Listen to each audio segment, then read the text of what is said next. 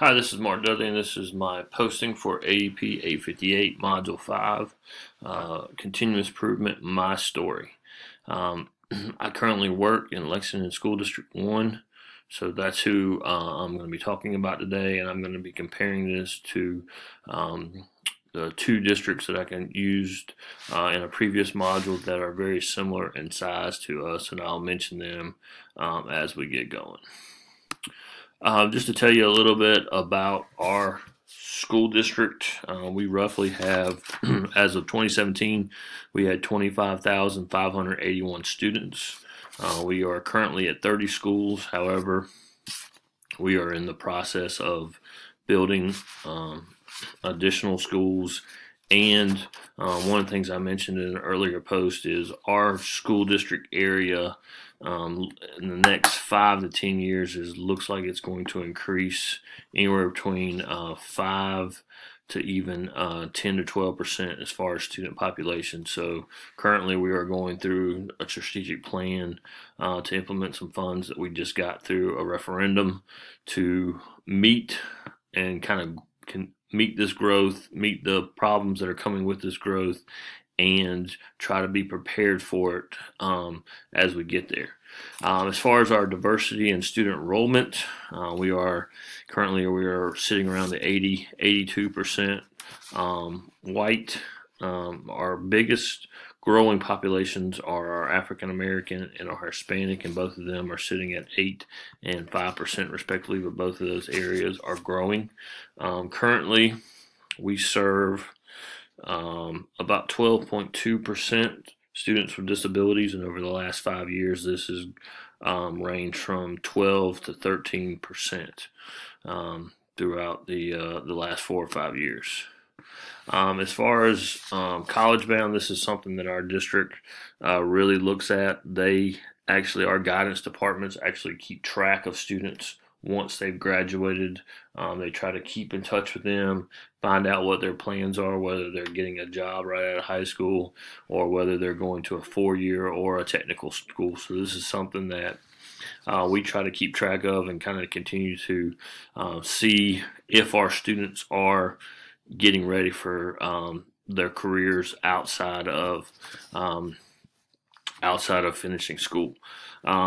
So currently, 70% of our seniors completed an application, and I looked up from 2016, so the following year, the year before, 84.5% of the students that graduated in 2016 were pursuing some type of college education. Some of them were enrolled in 4-year schools or 2-year schools, but 84.5% of those students were actually pursuing a degree.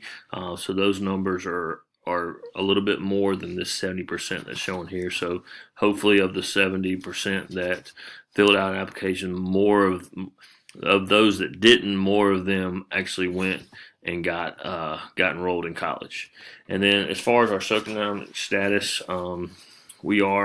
this is one of the things that is increasing in our school. In the past 5 years, it's gone from 40 to 43.5%. So this is something that our school district is continuing to look at and kind of understand the type of students that are walking through our doors, what their needs are. And one of the things that's really come to issue is Wi-Fi. So our students have a one-to-one technology. So every student in middle school through high school in our district has an iPad, and so teachers are giving assignments, but some students aren't able to do them because they don't have the resources at home. So that's one of the things that we are looking and learning from as we go.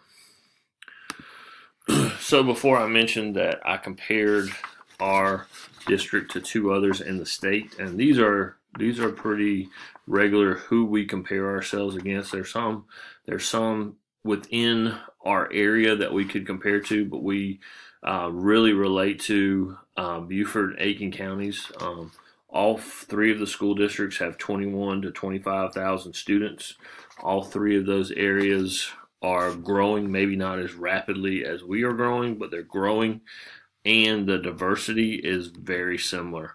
Now, obviously, the numbers are not spot on, but these are districts that, when we have meetings, we're often compared to. We mentioned some of the other school districts in our area, but these are the ones that are very comparable to us. And as you can see here, we outperform not only these districts in the exceeds and meet category as far as English is concerned, but all three of these districts outperform the state mandates in those areas as well. And then, here's the picture of the math. And what we use these for is to kind of understand where we are.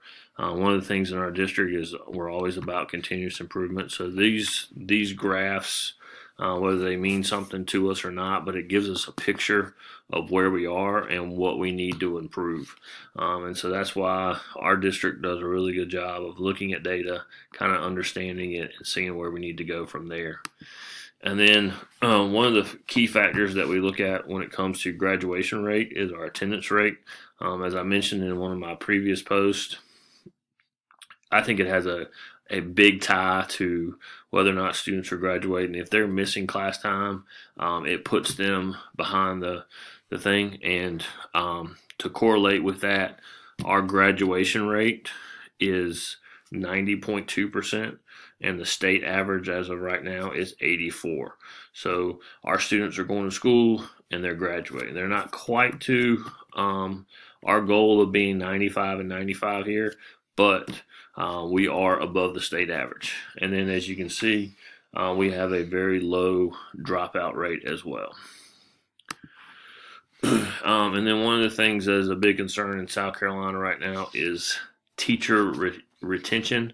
There's supposed to be a big shortage of teachers within the next couple of years because of teachers leaving the fields. But as you can see in our district, 92% of our teachers stick around.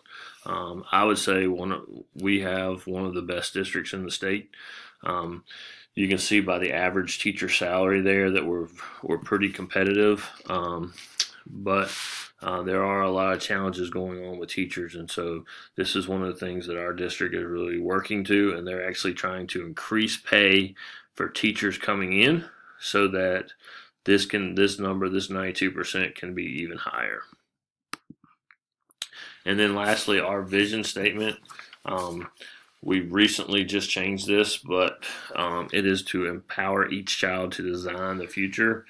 And I always kind of change the future to their future, because what we're trying to do is to get students to take ownership of their education and kind of find out what they want to do, whether it's to go into a vocation right after school, or if it's to get that 4 or 2 year degree to help them meet their needs. And so this kind of gives the teachers an idea to help personalize education so that students can achieve the future that they want to, not necessarily what we want them to do as far as a district.